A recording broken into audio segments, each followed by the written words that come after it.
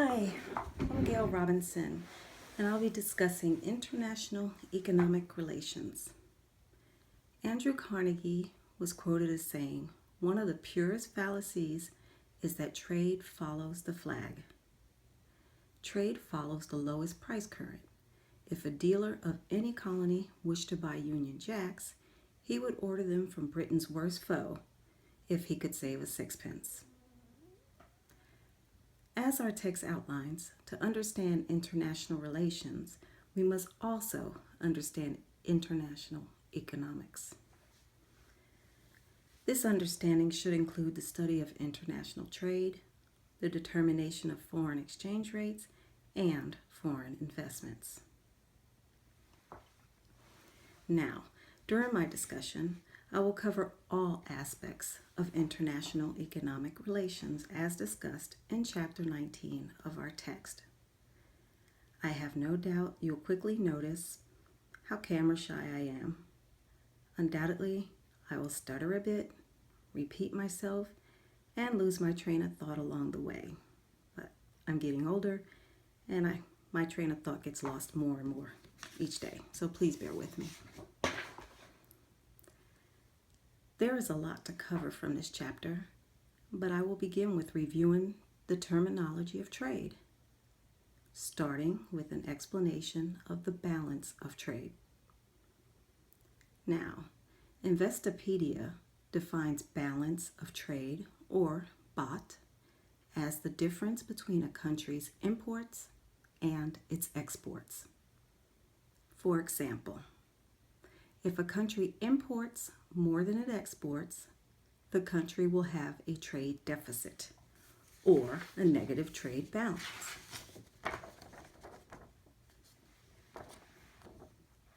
An opposite scenario would be if a country exports more than it imports, then that would lead to a trade surplus or positive balance of trade.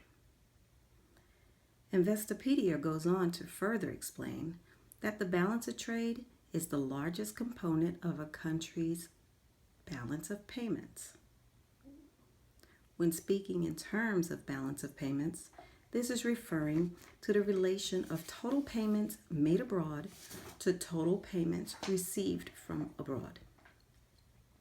And this is said to be one of the most misunderstood indicators of the economy here in the United States. The main takeaway when breaking down balance of trade is that trade deficit is not a good thing during a recession, but it may help during an expansion. Moving on, I would like to talk about some of the advantages and disadvantages of international trade. Our text lists 3 advantages of trade, but I'll add a few more just to try and keep things interesting. The first advantage our text listed is the ability of a country to obtain products at home that cannot be produced in adequate quantities at an acceptable cost. We know that most nations are capable of producing some type of goods or services, but lack of knowledge or proper resources can make production in certain nations inefficient or even ineffective. The second advantage our text addresses is that trade often enables a country to get a better product than can be produced at home. This trade allows developing countries to fill in the gaps with their production process. The third advantage listed in our text is that trade often makes products available at a lower price than would be possible if they were produced at home. Many companies in the United States outsource the production of their products to other countries as cheaper labor makes for cheaper product, even when you take into consideration the cost of shipping the product back to the United States. Some other advantages could be in relation to cultural values. It is known that cultural exchanges and ties among different countries develop or even broaden when they enter into mutual trading. That mutual trading, in turn, could lead to better international trade relations as it helps harmonize international political relations, leading to better foreign relations and a better positive and unintended result of free trade. Developing nations are often subject to international threats, so developing strategic free trade relations with more powerful countries can assist a developing nation with added protection from these international threats. This process can also improve the military strength and internal infrastructure of developing countries, as well as to improve their country politically. But wait, there's more. Competition from foreign goods in the domestic market tend to encourage home producers to become more efficient with the improvement and maintenance of the quality of their products. And I, for one, am very appreciative of better quality products. Further benefits of free trade for developing countries include the ability to increase their amount of or access to economic resources. These agreements can guarantee small nations obtain the economic resources desired to produce consumer goods or services. And as an added benefit, free trade generally improves the quality of life for nations' citizens. This unintended benefit allows developing countries to learn how they should govern their economy and how best to adopt governmental policies to better benefit the people. Some of the people of developing countries may have the opportunity to visit other foreign countries to help with increasing education or experience in specific production or business methods. These individuals can then bring back fundamental information about improving the nation's production process. One example of an advantage of international trade took place when the German economy was suffering a sharp turndown in 2009. Lucky for Germany, they were able to snap back quickly thanks to China. The Chinese have a hunger for German products like cars and machine tools, and this more than compensated for lost sales in the slumping Eurozone. Now, as I mentioned earlier, exposure to other cultures can be a benefit. However, it can also be harmful. There are some social disadvantages of international trade. The types of goods and services flowing from developed nations to emerging nations can have swift and sizable negative effects on their culture. For example, certain music or movies from nations such as the United States cannot be sold in their original formats, and in some cases cannot be sold at all within other nations where their culture or religion are prioritized, because it may cause changes in the mentality and behavior of their people. Another disadvantage of international trade is that the welfare of the people in nations that produce goods and services is sometimes ignored simply for profit. The profits made generally benefit only a small group of people, and that group of people may not even be the citizens of the nation that they are exploiting.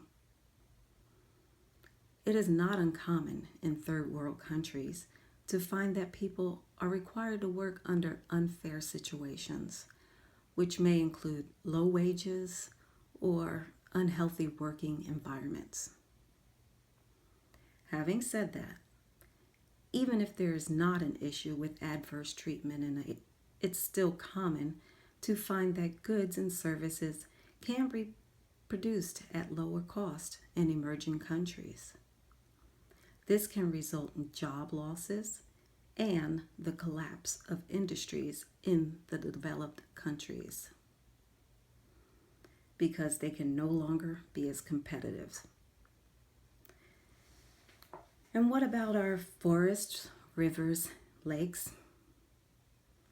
International trade can also cause the destruction and exhaustion of natural resources. Some countries are so desperate for money or so profit-driven that the country's natural resources are overexploited, which can lead to serious problems in the future. In some cases, there may be only limited or no resources left to address these issues in the future. Think about all the natural habitats of animals that are being destroyed and the negative effects it's having on so many species of animals. It is not uncommon to find that developed nations will attempt to exploit the relationships of countries with smaller economies. This is achieved by using their economic power to influence political decisions that are not directly in relation to their trade activities. Is this a type of bullying? In addition, some disadvantages of international trade result from the reliance that countries have on one another. As we have discussed, there are advantages and disadvantages of international trade, but there are also some restrictions on international trade as well. And with those restrictions comes controls. Some of the controls would include subsidies on exports. An export subsidy is a government policy that encourages the export of goods and discourages the sale of goods on the domestic market through direct payments. Low-cost loans, tax relief for exporters, or government-financed international advertising. An export subsidy reduces the price paid by foreign importers, which means domestic consumers pay more than foreign importers. The World Trade Organization, which I will discuss later, prohibits most subsidies directly linked to the volume of exports. Another restriction of international trade are the taxes that are placed by a government on goods coming into a country, or tariffs. The argument against protective tariffs is that by restricting international trade, it takes away part of the benefits. In turn, those in favor of protective tariffs view with several arguments, like the home market argument, the high wages argument, the infant industry argument, and the self-sufficiency argument. Following along the lines of tariffs would be quotas, an official limit on the number or amount of things allowed.